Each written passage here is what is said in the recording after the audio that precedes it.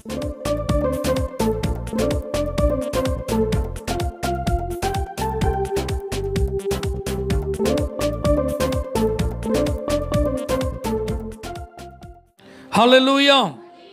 ஆண்டவராகிய இயேசுவின் இனிய நாமத்தினாலே உங்களை எல்லாரையும் அன்போடு நான் வாழ்த்துகிறேன். 92ஆம் சங்கீதம் 4ஆம் வசனத்தை வாசித்து அதிலிருந்து இன்றைக்கு நாம் கர்த்தருடைய வார்த்தையை கேட்க இருக்கிறோம். கர்த்தாவே, உமது செய்கைகளால் என்னை மகிழ்ச்சியாக்கினீர், உமது கரத்தின் கிரியைகளின் நிமித்தம் ஆனந்த சத்தமிடுவேன். ஹல்லேலூயா. 92ஆம் சங்கீதத்தை எழுதியது யார் என்பது நமக்கு தெரியல. 90ஆம் சங்கீதத்தை எழுதினது மோசே என்கிற டைட்டில் இருக்கு.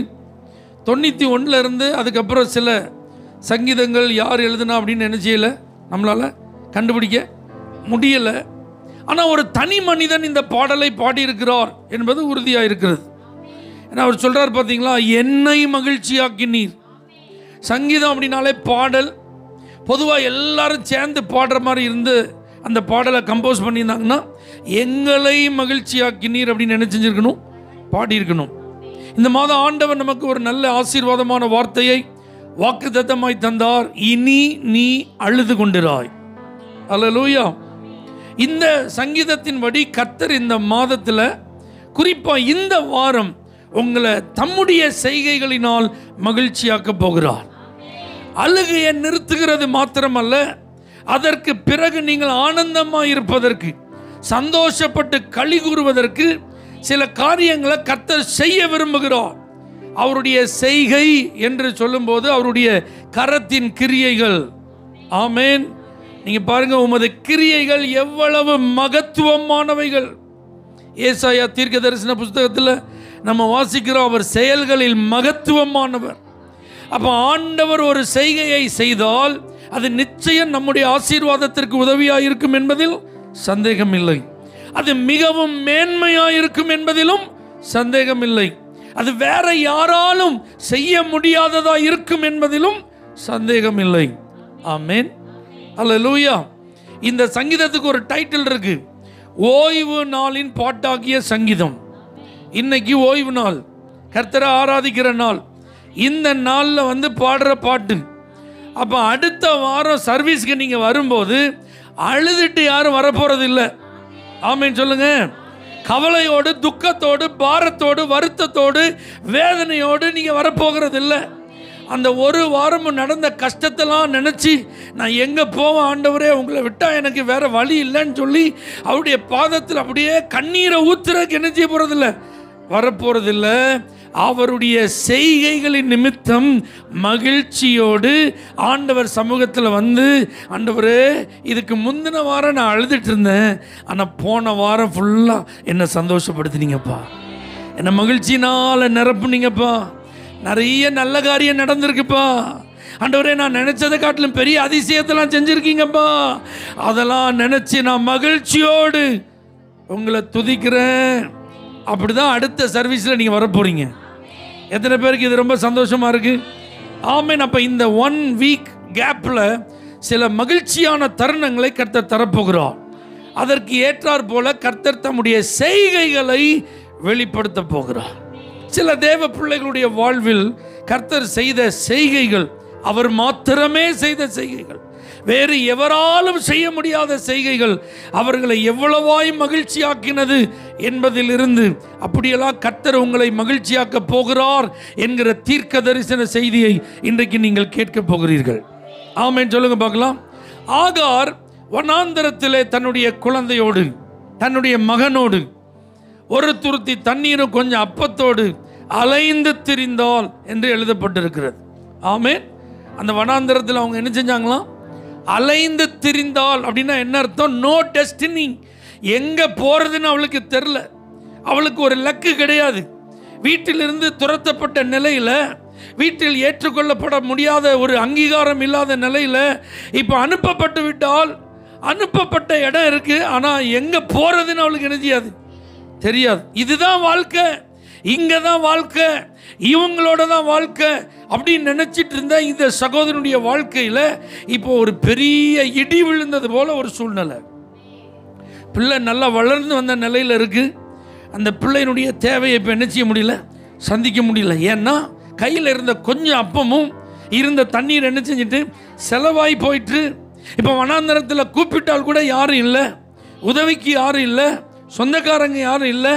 எங்கேயாவது தப்பி பிழைக்கிறதுக்கு வாய்ப்பு இருக்கா அப்படின்னா வனாந்தரத்தில் வழியே இல்லை. ஆனால் ஆண்டவர் பாருங்க, அந்த சகோதரியை சந்தித்தார். பிள்ளை அழுகிற சத்தத்தை நான் கேட்டேன். அல்லேலூயா.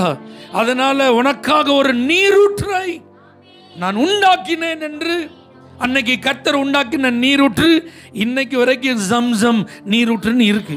எத்தனை 1000 வருஷம் ஆயிட்டு பாருங்க. ஆண்டவர் ஒரு செய்கையை செஞ்சார் அப்படின்னா அதை போல இன்னொரு மனுஷன் என்ன செய்ய முடியாது, செய்ய முடியாது. இப்போ இந்த அம்மா நினைச்சிட்டு இருந்ததெல்லாம் ஆபிரகாம் இருக்கிறாரு, எனக்கு கவலையே இல்லை, ஆபிரகாம் எல்லாத்தையும் என்ன செய்வாரு, பார்த்து கொள்வார். ஆபிரகாம் இருக்கிற சொத்துல ஒரு சின்ன ஷேர் கொடுத்தா போதும், காலாகாலமா நான் வாழ்ந்துட்டு போயிடுவேன். அல்லேலூயா. அப்படிலாம் நினைச்சிட்டு இருந்திருப்பாங்க. ஆனா இப்ப எதுவுமே நடக்கல.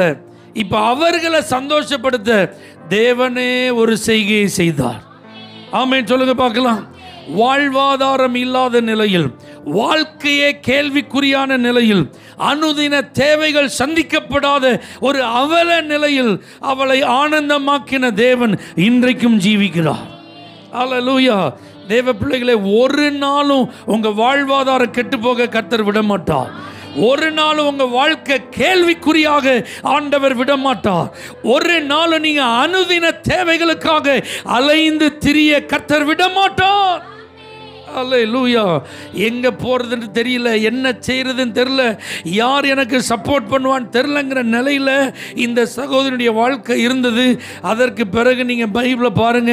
தன்னுடைய மகனை கையில் பிடிச்சிட்டு போனா, அவன் அந்த வனாந்தரத்தில் வளர்ந்தான். அவனுக்கு அந்த அம்மா ஒரு நல்ல பொண்ணை பார்த்து கல்யாணம் பண்ணி வச்சாங்க. அவனுக்கு ஏராளமான பிள்ளைகள் பிறந்தார்கள். அவனுடைய வம்சம் பிரபுக்களின் வம்சமாக அறியப்பட்டது. ஆமென் சொல்லுங்க பார்க்கலாம். அடுத்த நாள் என்ன செய்யறதுன்னு தெரியாதுன்னு இருந்த நிலைமையில் ஆண்டவர் தலைமுறைகளை தலைக்க செய்து ஆமென் அந்த குடும்பத்தை ஆசீர்வதித்தார். அல்லேலூயா.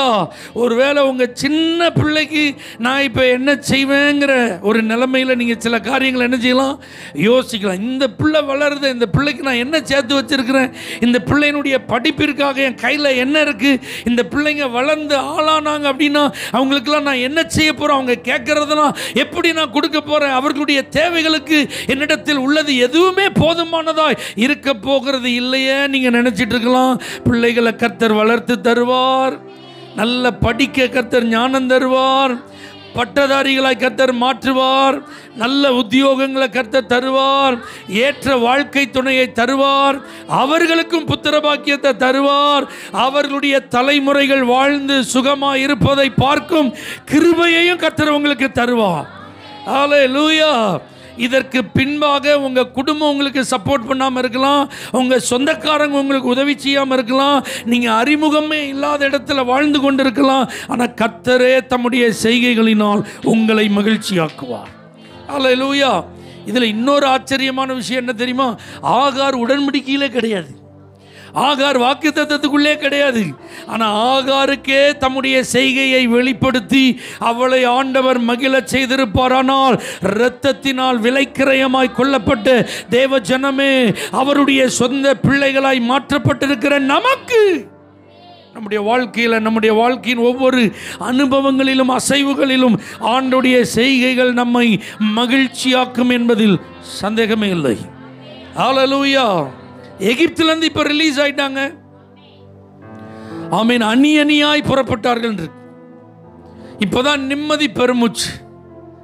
எப்போ இனிமே அடிமைத்தனம் இல்லைப்பா, இனிமே இந்த பார்வோனுடைய தொந்தரவு இல்லைப்பா நினைச்சிட்டு இருக்காங்க. ஆண்டவர் கொண்டு வந்து நேராக செங்கடலுக்கு முன்னாடி லேண்ட் பண்றார். என்ன கடலுக்கு முன்னாடி வண்டி நிற்குது, கப்பல் ஏதாவது கரையில் நிற்காப்பா, கப்பல் இல்லை அப்படின்னு திரும்பி பார்த்தா யார் துரத்திட்டு வரா? பார்வோன் தன்னுடைய 600 பிரதான ரதங்களோடும் தன்னுடைய மற்ற இராணுவ கூட்டத்தோடு என்ன செஞ்சிட்டு இருக்கான்? தொடருவேன் பிடிப்பேன்னு ஓடி வந்துட்டு இருக்கான். அல்லேலூயா. இப்போதான் பிரச்சனை முடிஞ்சதுன்னு பார்த்தோம். இப்போதான் கொஞ்சம் வாழ்க்கை சந்தோஷமாக போகுதுன்னு நினச்சோம். இப்போதான் கொஞ்சம் நிம்மதியாக படுத்தா என்ன வருது? தூக்கம் வருதுன்னு நினச்சோம், மறுபடியும் அதே காரியமா, மறுபடியும் அதே பாதிப்பா அப்படின்ற மாதிரி தான் பார்வோன் நினைச்சுஞ்சான். ஓடி வந்தான், எல்லாம் பதறிட்டாங்க, அழுது கூப்பாடு போட்டாங்க. மோசஸ்கிட்ட போய் எல்லாம் ஒரே புலப்போம். ஆமென் சொல்லுங்க பார்க்கலாம். கர்த்தரை துதிங்க, அவர் நல்லவர் சொன்னால் ஒரு வாய் நினைச்சியாது, துதிக்காது. ஆனால் இப்போ உங்கள் கஷ்டங்களையும் உங்கள் பிரச்சனையும் நினச்சி ஒரு 5 நிமிஷம் தேவ சமூகத்தில் நீங்கள் உங்கள் பாரத்தை சொல்லுங்கன்னு மட்டும் சொல்லி பாருங்களேன். அடே அப்பா, கண்ணில் இருந்து வடிகிற கண்ணீருக்கு தான் அளவில்லை, வாயிலேருந்து வர்ற வார்த்தைகளுக்கு கணக்கு இல்லை. ஆண்டவரே, நான் அப்படி கஷ்டப்படுறேன்னு, இப்படி கஷ்டப்படுறேன்னு, எனக்கு அது தேவை இருக்கு, எனக்கு இது தேவை இருக்கு, என்னால் இதை செய்ய முடியலையே, என்னால் அதை செய்ய முடியும், நான் எங்கே போவேன் உங்களை விட்டா வேறு வழி இல்லைன்னு உங்கள்கிட்ட தான் வந்திருக்கேன். அதனால் என் கண்ணீரை உங்கள் சமூகத்தில் நினைச்சிக்கிறேன், ஊத்துறேன். இதுக்கு டைம் கொடுத்தா ஆர்வமாக இருக்கும் எல்லாம். சரி, இப்போ எல்லாம் கொஞ்ச நேரம் வாய் திறந்து ஸ்தோத்திரம் பண்ணுங்க, ஒரு 5 நிமிஷம் நல்லா கர்த்தரை புகழுங்கன்னு சொன்னால் தடன்னு ஸ்தோத்திரம் ஆரம்பிச்ச மாதிரி இருக்கு. அடுத்தது என்ன செஞ்சிருது? அதை மாதிரி இந்த ஜனங்கள் பாருங்க, எகிப்தில் இஸ்ரவேலருக்கும் எகிப்தியருக்கும் வித்தியாசத்தை காட்டியிருக்கிறார் ஆண்டவர். தம்முடைய ஓங்கிய புயத்தை, பலத்த கரத்தை வெளிப்படுத்தி பார்வோனுக்கு நல்ல பாடத்தை சொல்லி கொடுத்துருக்கிறார். அற்புதமாக இவங்க என்ன செஞ்சுருக்காங்க?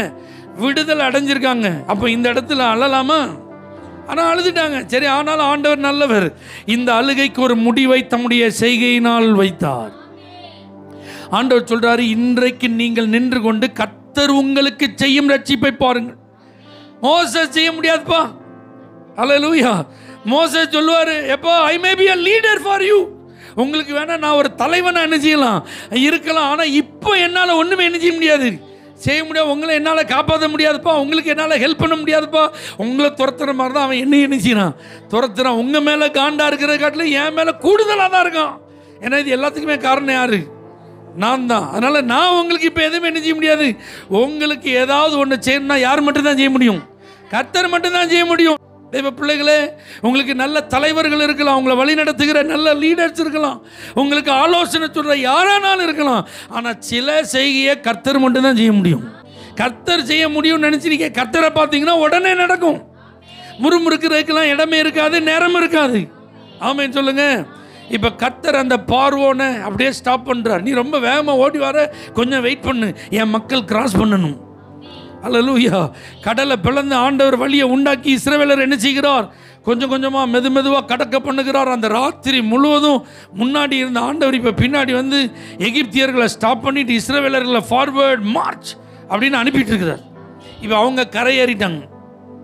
இப்போ ஆண்டவர் கொஞ்சம் வழி கொடுத்த உடனே நாங்களும் உள்ளே என்ன செஞ்சிடுவோம், வந்துடும். வந்தால் பாருங்கள், மோசையை பார்த்து ஆண்டவர் சொல்ற, மறுபடியும் கோலை நீட்டு. இப்போ மோசை கோலை நீட்டினோடனே கடல் அவர்கள் மேல் புரண்டது, ஆழி அவர்கள் மேல் என்ன செஞ்சது வந்துட்டு ஆண்டவர் உருளையெல்லாம் கலத்தி ரதத்தோடு அத்தனை பேரை கடல் என்ன செஞ்சிட்டார்.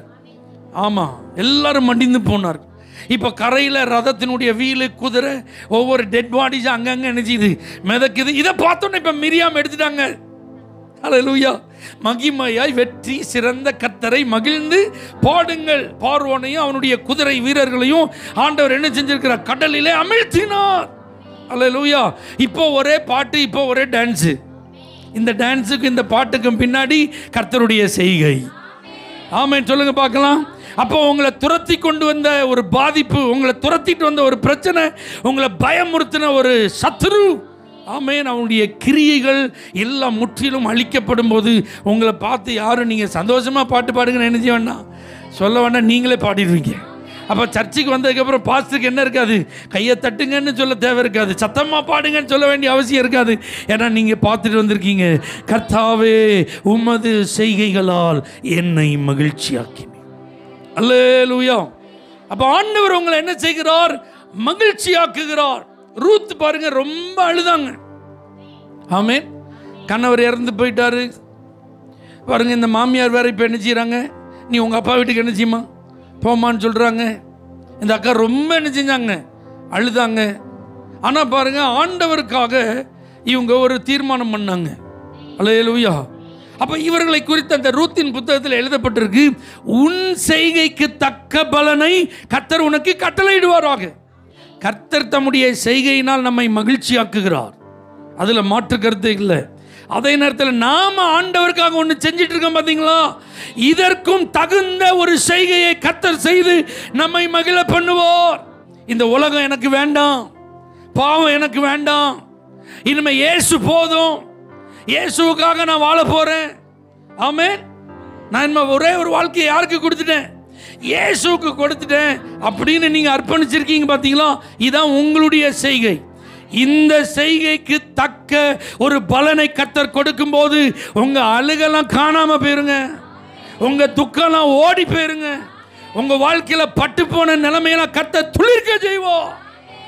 இவங்க யோசிச்சு பாருங்க, அந்த பெத்லகேமுக்கு என்ட்ரி ஆகும்போது அவங்க ஒரு அந்நிய தேசத்தை சேர்ந்த ஒரு பெண்ணாக தான் என்ன செஞ்சாங்க, உள்ள நுழைஞ்சாங்க. இப்போ வயசான மாமியாரை இவங்க தான் சேர்த்து என்ன செய்யணும், பராமரிக்கணும். வீட்டில் ஏதாவது இருக்கான்னு பார்த்தா ஒன்றும் கிடையாது. ஆமாம், நிறைவா போனோம் அப்படின்னு சொல்கிறாங்க அந்த நகோமி அம்மா, அவங்க மாமியார்.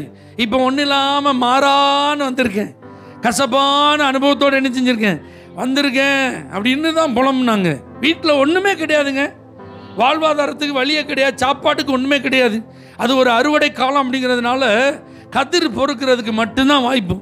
அது இஸ்ரவேல் தேசத்தில் இருந்த அந்த சட்டத்தின்படி அந்நியர்கள், பரதேசிகள், திக்கற்றவர்கள், விதவைகள், ஆதரவற்றவர்கள் எல்லாம் இந்த மாதிரி அறுவடை காலத்தில் அந்த வயல் பக்கத்தில் போய் என்ன செய்வாங்க, நிற்பாங்க. அவங்க வேலையை முடிச்சுட்டு போனோன்னு வேக வேகமாக போய் என்ன செய்யணும், கதிர் பொறுக்கணும். ஆமாம் சொல்லுங்கள். இதை பொறுக்கி அவங்களுக்கு கிடைக்கிறத வச்சு தான் அவங்க என்ன செய்யணும், வீட்டில் வந்து காலையிலேருந்து சாயங்காலம் வரைக்கும் என்ன செய்யணும், இந்த வேலையை செய்யணும். இதுக்கெல்லாம் கையில் எவ்வளோ கிடைக்கும்னு பார்த்தா அதெல்லாம் என்ன செய்ய முடியாது, நிதானித்து சொல்லவே முடியாது. அன்னைக்கு தேவை சந்திக்கப்படுமான்னு என்ன செய்யாது, அன்னைக்கு அரை வயிறு நிரம்புமான்னு என்ன செய்யாது, தெரியாது. ஆனால் உன் செய்கைக்கு தக்க பலன். பாருங்க, தற்செயலாய் அவளுக்கு நேரிட்ட நிலம் போவாசுடையதாக இருந்தது. அப்போ ஆண்டவர் பாருங்க, நீ எனக்காக ஒரு ஸ்டெப் முன்னாடி வந்திருக்கல, உனக்காக நானும் ஒரு ஸ்டெப் முன்னாடி வந்திருக்கேன்.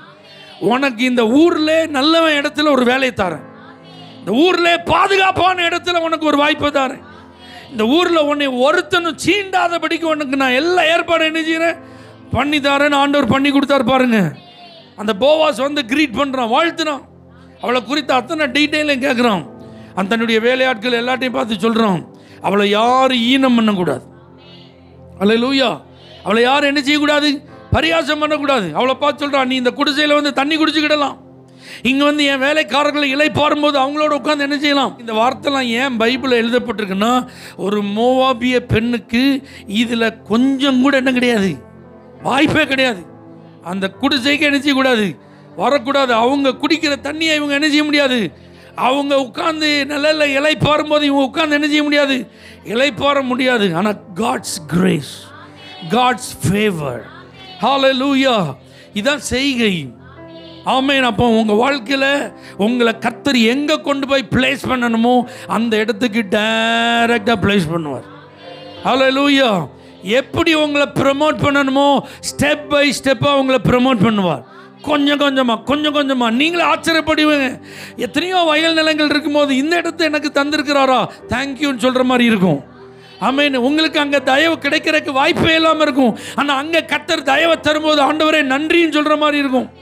நீங்கள் அந்த இடத்துல கதிர் பொறுக்கும் போது உங்களுக்கு போட்டிக்கு நிறைய பேர் இருப்பாங்க. நீங்கள் ஒரு ஆள் மட்டும் என்ன செய்ய முடியாது, போட்டியில் ஒரு ஆள் மட்டும் பொறுக்கிற ஆளாக இருக்க மாட்டீங்க. ஆனால் அவன் சொல்லுவான், அவள் பொறுக்க வரும்போது அவளுக்குன்னு எக்ஸ்ட்ரா சிந்தி விடுமா. ஆமென் சொல்லுங்க பார்க்கலாம். அப்போ அவளுக்கு தேவையானது கிடைப்பதற்கு ஒரு வாய்ப்பு, உங்களுக்கு டார்கெட் அச்சீவ் பண்ணணுமா அதுக்கு தேவையான வாய்ப்பு இருக்கும்.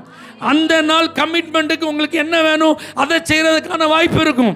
அந்த நாள் உங்களுடைய தேவை வருமானம் எப்படி இருக்கணுமோ அதற்கான வழிகள் உங்களுக்கு திறந்திருக்கும். எத்தனை பேர் ஆமென் சொல்கிறீங்க? இதெல்லாம் கர்த்தர் மட்டும்தான் செய்ய முடியும். இதெல்லாம் வேற ஒருத்தர் என்ன செய்ய முடியாது, செய்ய முடியாது. நீங்கள் யோசிச்சு பாருங்கள், கதிர் பொறுக்க போன அந்த வயல் நிலத்தில் அந்த அம்மாவை ஆண்டவர் ஓனர் ஆக்கிட்டார். ஹல்லேலூயா. அவங்கள பெரிய எஜமாட்டி ஆண்டவர் மாற்றிட்டார். அவங்க குடும்ப வீட்டை கர்த்தர் கட்டி எழுப்புகிறார். இயேசு கிறிஸ்துவினுடைய மூதாதைகளுடைய வரலாறுல அவங்களுக்கு இடம் கிடைக்க கர்த்தர் உதவி செய்கிறார். ஆமென். இஸ்ரவேலின் வீட்டை கட்டின அந்த ராகேலை போலன்னு வாழ்த்துற அளவுக்கு அந்த அம்மாவை ஆசீர்வதிச்சிட்டார்.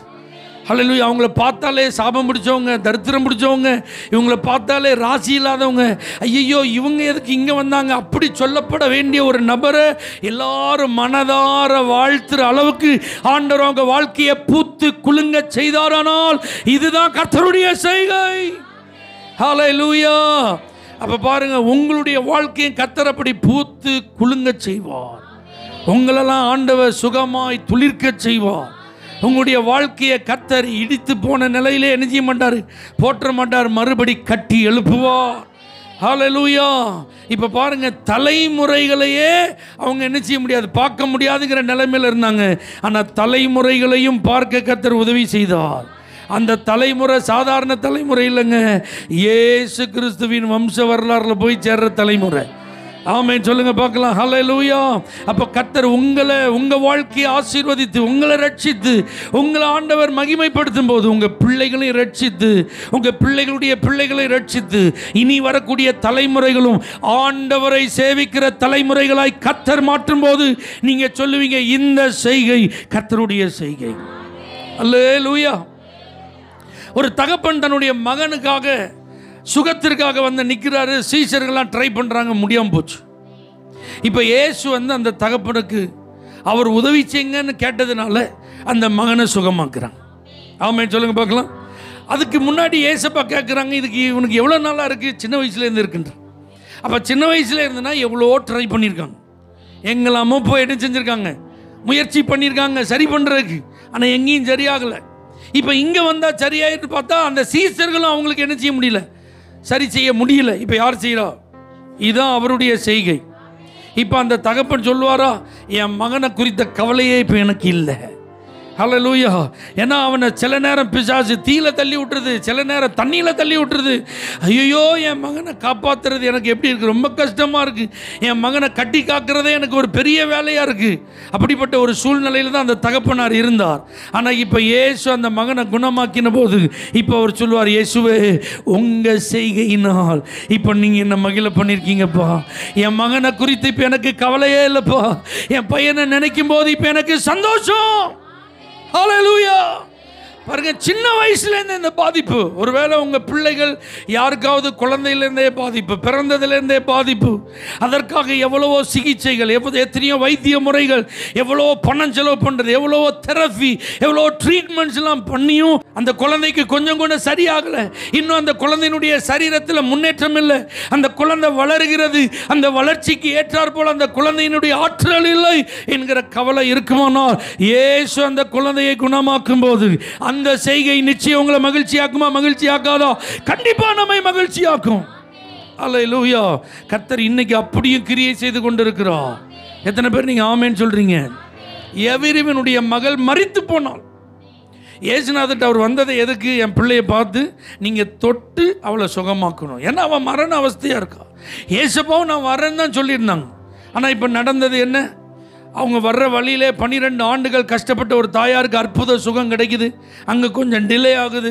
அங்கேருந்து மூவ் பண்ணுற நேரத்தில் ஒரு மெசேஜ் வருது வீட்டிலேருந்து, உங்கள் மகள் மரித்து போனால் அதனால் போதகரை நீங்கள் வீட்டுக்கு என்ன கூட்டிகிட்டு வர வேண்டாம், நாங்கள் அத்தனை ஃபியூனரலுக்கான ஏற்பாடில் என்ன செஞ்சிட்டோம், பண்ணிட்டோம் அப்படின்ட்டாங்க. ஹல்லேலூயா. ஆனால் ஏசப்பா சொல்கிறாங்க, பயப்படாத, நீ விசுவாசம் உள்ளவனாயிரு. இப்போ வீட்டுக்கு போனால் எல்லாரும் அழுதுட்டு இருக்காங்க. அங்கே பாருங்கள், ஃபியூனரல் செட்டப்லாம் போட்டாச்சு, பந்தல் போட்டாச்சு, மாரடிக்கிறவங்க வந்துட்டாங்க, அவங்க கல்ச்சர் படி குழல் ஊதுறவங்களாம் வந்துட்டான், எல்லாம் பண்ணிட்டு இருக்கான். ஏசப்பா வந்தாங்க, எல்லாரையும் வெளியே போய் சொல்லிப்பாங்க, அவள் சாகலை தூங்கிட்டு இருக்கா. அவங்களாம் நக்கல் பண்ணாங்க, பரியாசம் பண்ணாங்களா இயேசுவை. கொஞ்ச நேரத்தில் இயேசு உள்ளே போகிறாரு, கையை பிடிச்சி தூக்குறாரு, அந்த பிள்ளை உயிரோடு வந்துட்டா. பிள்ளை கதை முடிஞ்சிட்டுங்க, பிள்ளை உயிர் போயிட்டு. ஆனால் அந்த பிள்ளைக்கு மறுபடி ஜீவனை கொடுத்த இயேசு எவருவை சந்தோஷப்படுத்தினாரா, சந்தோஷப்படுத்தலையா? அவன் மனைவியை சந்தோஷப்படுத்தினாரா, சந்தோஷப்படுத்தலையா? அந்த முழு குடும்பத்தை ஆண்டவர் சந்தோஷப்படுத்தினாரா, சந்தோஷப்படுத்தலையா? இதே போல் இன்னைக்கும் உங்கள் பிள்ளைகள் வாழ்க்கையில் கர்த்தர் கிரியை செய்யும் போது உங்களுக்கு அது சந்தோஷமாய் மாறும். என் பிள்ளை வாழ்க்கை முடிஞ்சது, என் பிள்ளை படிப்பு போச்சு, என் பிள்ளை வேலை போச்சு, என் பிள்ளை எதிர்காலம் போச்சு, என் பிள்ளையினுடைய குடும்ப வாழ்க்கை போச்சு, என் பிள்ளையே மொத்தத்தில் என்னை விட்டு போச்சுன்னு நினச்சிட்டு நீங்கள் இருக்கலாம். ஆனால் இயேசு அந்த பிள்ளையை கரம் நீட்டி தொடும்போது அந்த பிள்ளைக்கு ஒரு எதிர்காலத்தை கர்த்தர் கொடுப்பார், அந்த பிள்ளைக்கு ஒரு வாழ்க்கையை கொடுப்பார், அந்த பிள்ளைக்கு கர்த்தர் மறுபடி ஜீவனை கொடுப்பார். அப்போ அந்த பிள்ளையினுடைய வாழ்க்கை துளிர்க்கும் போது அதை பார்க்கும் பெற்றோரே உங்கள் உள்ள எப்படி இருக்கும்? மகிழ்ச்சியாக இருக்கும். ஒரு நாள் உங்கள் பிள்ளைகளை குறித்த நம்பிக்கையை நீங்கள் இழக்காதீங்க. என் பிள்ளை கெட்டு போயிட்டான் அப்படி நினைக்காதீங்க. என் பிள்ளை என்ன திருந்த முடியாது அப்படி நினைக்காதீங்க. என் பிள்ளை என்ன என்னால் சமாளிக்க முடியாது அப்படி நினைக்காதீங்க. ஹல்லேலூயா. என் பிள்ளை கதை அவ்வளோதான், முடிஞ்சிட்டு, இதெல்லாம் ஒரு எல்லையை தாண்டி போச்சு, இனிமேல் என்னால் ஒன்றுமே என்ன செய்ய முடியாது, செய்ய முடியாது, நீங்கள் அப்படி நினைக்காதீங்க. இயேசுவால் அந்த பிள்ளைக்கு ஒரு அற்புதத்தை செஞ்சு உங்கள் கண்ணீரை களிப்பாய் மாற்ற முடியும். ஹல்லேலூயா.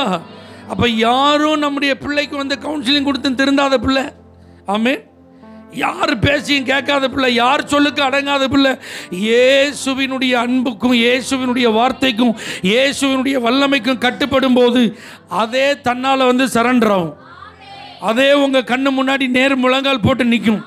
அதே உங்கள் கண்ணு முன்னாடி கையை உயர்த்தி கர்த்தரை ஆராதிக்கும். அதே பிள்ளை ஆண்டவருக்காக நான் வாழ போகிறேன்னு உங்கள்கிட்ட வந்து சொல்லும். அதே பிள்ளை இயேசுவுக்காக நான் ஊழியம் செய்ய போகிறேன்னு சொல்லும். அப்போ நீங்கள் ஆண்டவரை பார்த்து சொல்லுவீங்க, கர்த்தாவே உம்முடைய செய்கைகளால் என்னை மகிழ்ச்சியாக்கினீ. ஹல்லேலூயா. ஆண்டவர் இப்படி தேவனுடைய பிள்ளைகள் எல்லாரும் என்ன செய்கிறார்? மகிழ்ச்சியாக்குகிறார். நான் உங்களுக்கு சொல்லட்டுமா, எல்லா சந்தோஷத்தை காட்டிலும் என்னை கர்த்தர் ரட்சித்ததுனால எனக்கு ஒரு சந்தோஷம் இருக்குது பார்த்தீங்களா, அதாங்க பெருசு. ஹல்லேலூயா. ரட்சண்யத்தின் சந்தோஷம்னு ஒன்று இருக்குது பார்த்தீங்களா, இதை யாராவது கொடுக்க முடியுமா? எந்த மகானாவது கொடுக்க முடியுமா? எந்த தியாகியாவது கொடுக்க முடியுமா? எந்த தலைவராவது கொடுக்க முடியுமா? எந்த பணமாவது கொடுக்க முடியுமா? எந்த இடத்துலையாவது இது கிடைக்குமா? இது இயேசு மட்டும்தான் தருகிறார். ஆமென் சொல்லுங்க பார்க்கலாம். என் உள்ளம் மறுரூபமாயிருக்குன்னா அது யார் தான் காரணம்? நான் இன்னைக்கு மனம் திரும்பி இருக்குன்னா அதுக்கு யாருங்க காரணம்? என் பாவம் மன்னிக்கப்பட்டிருந்தா என் பாவத்தை மன்னிச்சது யாரு? இயேசு தான் பாவத்தை மன்னிக்க முடியும். நமக்கு நல்லா தெரியும், நமக்குள்ள ஒரு மனசாட்சின்னு ஒன்று இருக்குது. இந்த மனசாட்சியை யாராவது மறைக்க முடியுமா? நீங்கள் சொல்லுங்கள், நம்ம எத்தனை பாவங்களை பண்ணோம்? எல்லா பாவங்களும் நம்மளை போட்டு என்னம்மா குறுன்னு உள்ளே அரிச்சிட்டு இருந்துச்சு. என்ன வெளியில் மறைச்சிட்டோம், அடித்து பேசிட்டோம். எனக்கு அது தெரியாது, நான் இதை செய்யலை, நான் அங்கே போகல, எனக்கு இதுக்கு என்ன கிடையாது சம்மந்தங்கனே, கையெல்லாம் என்ன செஞ்சோம் நம்ம கழுவணும். ஆனால் நம்ம மனசாட்சி நமக்கு தெரியும்ல, நீ தான் அதை செஞ்ச, இந்த தப்பு உன்னுடையது தான். ஆனால் இப்படிப்பட்ட தவறுகளெல்லாம் மனஸ்தாபத்தோட ஆண்டவர்கிட்ட மண்டிட்டு அழுது, ஆண்டவரே நான் செஞ்சதெல்லாம் உண்மை தான், என் தப்பெல்லாம் என்ன செஞ்சிருங்க மன்னிச்சிருங்கன்னு சொன்ன அந்த வார்த்தையை கேட்டு ஆண்டவர் மன்னிச்ச உடனே அந்த குற்ற மனசாட்சி என்ன செஞ்சுட்டு போயிட்ட. ஹல்லேலூயா. உலகம் கை நீட்டி நம்மளை குறை சொல்லிட்டு இருந்தாலும், ஊர் நம்மளை பார்த்து நீ அப்படி செஞ்சவன் சொன்னாலும், இன்னைக்கு நமக்கு அந்த குறுகுறுப்பு இல்லையே, இன்னைக்கு அந்த குற்ற மனசாட்சி நமக்கு இல்லையே. ஏன்னா நம்மை ஆண்டவர் மன்னித்து விட்டார். அந்த மன்னிப்பை நம்ம இலவசமாக பெற்றிருக்கிறோம். அந்த ரட்சிப்பின் சந்தோஷத்தை ஆண்டவர் நமக்கு ஈவாய் தந்திருக்கிறோம். அதனால் ஆண்டவர் சமூகத்தில் அடுத்த வாரம் வரும்போது ரட்சிப்பின் பாத்திரத்தை எடுத்துக்கொண்டு சந்தோஷமாக நான் உங்களை சொல்லுவேன், ஆண்டவர், ஏன்னா என் பாவ தோஷத்தை போக்குறதுக்கு எத்தனையோ புண்ணிய தலங்களுக்கெல்லாம் நான் போய் பார்த்துட்டேன், எவ்வளோ பணங்களெல்லாம் செலவு பண்ணி பார்த்துருக்கேன், எவ்வளோ உடம்பெல்லாம் வருத்தி பார்த்துருக்கேன். ஆனால் எனக்கு அப்போல்லாம் கிடைக்காத நிம்மதியை, சந்தோஷத்தை, சமாதானத்தை ஏசப்பான்னு சொல்லி உங்களை கூப்பிட்ட போது, உங்கள் இரத்தத்தினால என் பாவங்களை கழுவும் ஆண்டவரேன்னு சொல்லி உங்கள்கிட்ட என் பாவத்தை அறிக்கையிட்டு அதை விட்டுவிட நான் தீர்மானித்த போது என்னை மன்னித்தீரு, எனக்குள்ள அந்த சந்தோஷத்தை தந்தீரு. இந்த செய்கையை நினைக்கும் போது உங்களுக்கு சந்தோஷம் இருக்குமா இருக்காதா? கோடி ரூபா கொடுத்தாலும் ரட்சிப்பை வாங்க முடியுமா? ஹல்லேலூயா. எங்கே போனாலும் இந்த ரட்சிப்பை என்ன செய்ய முடியாது. இவ்வளோ பெரிதான ரட்சிப்பை இயேசு எனக்கு தந்திருக்கிறார். யோசிச்சுப்பார், நம்மோடு கூட இருந்த அநேகர் இன்னும் மனம் திரும்பாமலே இருக்காங்க. ஹல்லேலூயா. நம்மோடு கூட இந்த விசுவாச ஓட்டத்தை ஆரம்பித்த அநேகர் இந்த விசுவாச பாதையிலிருந்து வழிவி போயிட்டாங்க. நிறைய பேர் பின்வாங்கி போயிட்டாங்க. நிறைய பேர் பாவிகளாகவே நானும் பரிசுத்தவான்கிற போர்வையில் என்ன செஞ்சுட்டு இருக்காங்க, இருந்துட்டு இருக்காங்க. ஆனால் கிருபையா ஆண்டவருக்கு முன்பாக ஒவ்வொரு நாளும் பயத்தோடு பக்தியோடு பரிசுத்த அலங்காரத்தோடு ஆண்டவர் சமூகத்துக்கு வந்த உடனே அவர் தம்முடைய சமூகத்தின் பரிபூரண ஆனந்தத்தால் நம்மை நிரப்புகிறாரு. இதுதாங்க அவருடைய செய்கை. ஹல்லேலூயா.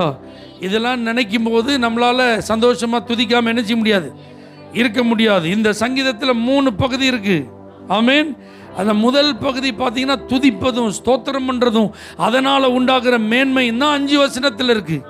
6வது வசனத்திலேருந்து 9வது வசனத்தில் வரைக்கும் துன்மார்க்கரை குறித்தும் அவர்களுடைய முடிவை குறித்தும் இருக்குது.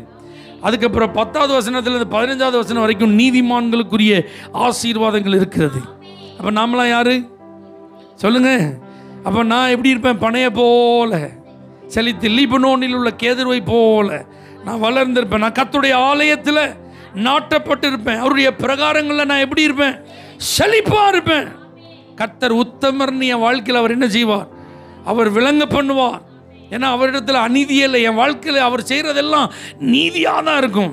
அது மாத்திரமல்ல, முதிர் வயதிலும் நான் கனி தந்து புஷ்டியும் பசுமையுமா இருக்க எனக்கு வேண்டிய எல்லா ஆசீர்வாதங்களையும் அவர் தருவார். இப்படி தர்ற ஆண்டவரை ஓய்வு நாளில் வந்து அப்படியே ஒரு மாதிரி உட்கார்ந்து முறைச்சிட்டு இருந்தால் எப்படி இருக்கும்? அல்லேலூயா. யோசிச்சு பாருங்க.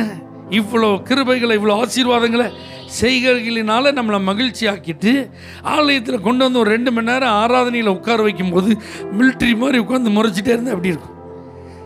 என்ன நல்ல வாய் திறந்து நல்ல கர்த்தரை என்ன செய்யணும்? பாடணும், துதிக்கணும், ஆராதிக்கணும்.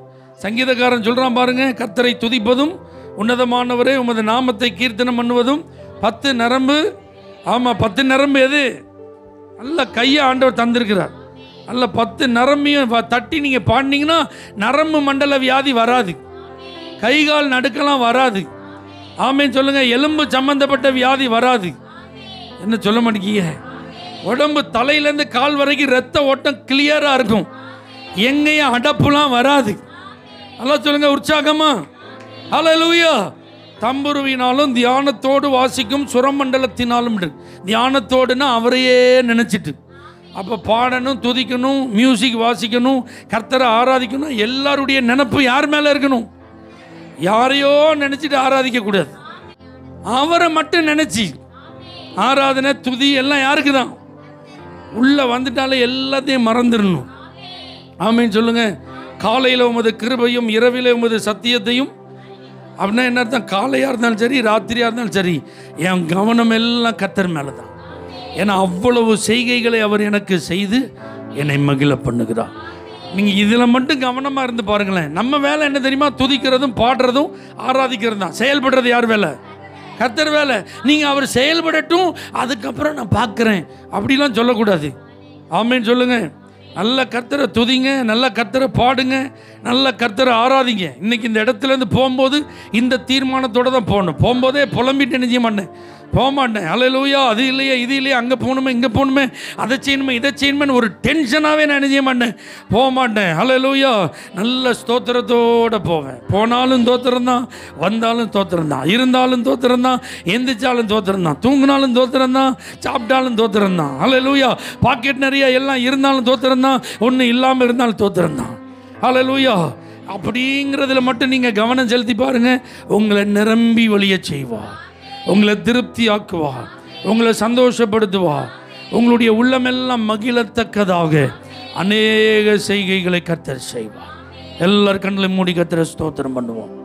கர்த்தாவே, உமது செய்கைகளால் என்னை மகிழ்ச்சியாக்கினேன். ஹல்லேலூயா. இந்த வாரம் நீங்கள் அதை பார்க்கணும். அடுத்த சர்வீஸில் நீங்கள் கர்த்தரை அப்படி தான் ஆராதிக்கணும். திங்கக்கிழமை எனக்கு இந்த செய்கையை நீங்கள் செஞ்சதுக்காக நன்றி. திங்கக்கிழமை சாயங்காலம் இந்த அற்புதம் நடந்ததுக்காக நன்றி.